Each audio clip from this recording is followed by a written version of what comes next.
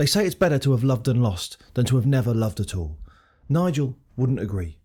Drinking cheap wine from a mug and anxiously waiting for the adult previews to begin on the otherwise locked mucky channels, he is looking forward to 15 minutes that might just stop his mind constantly whittering on about Sue, the one he lost. She left him 4 months ago. They were only going out for 3. How could it still hurt so bad?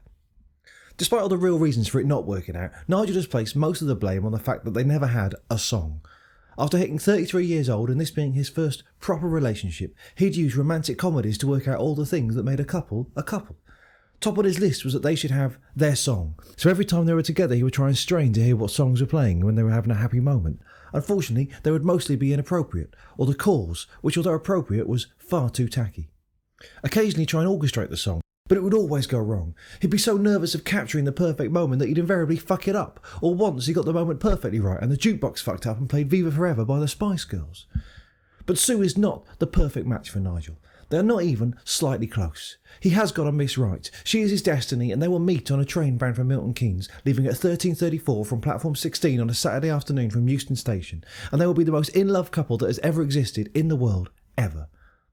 Not just a happy couple, but the most perfect of couples. They will make early Charles and Di look like, well, late Charles and Di. They'll be so perfect that birds will land on them like in a Disney film, and somehow the two of them will end global warming.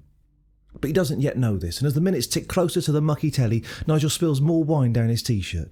If a bird was to land on him now, it would probably die. The TV has moved from a static screen to an advert where 3 girls in pants entice him to text for flirts, but he can't stop going over the day that Sue dumped him. They were going for a drink in a pub. Their love had just hit 3 months and he was wondering exactly how and when to say I love you for the first time. There was a pause between songs from the bar's antique jukebox, and as he was about to say it, she said the worst 4 words that Nigel had ever heard, the death knell of any relationship. We need to talk. What about? Us. It's not working. The needle hit the record and the song began to play. It was Crying by Roy Orbison. As the first tear dripped into his pint, he realised there was finally a moment they shared with a perfect song attached, and it was the last night he saw her. And tonight, blissfully unaware that his the one was going to be on a train bound from Milton Keynes on platform 16 of Euston Station at 13:34 on a Saturday afternoon, instead he tried to enjoy the adult telly. But through the tears, tonight's vixen looks too much like Sue, so he put The Apprentice on and wanked to that instead.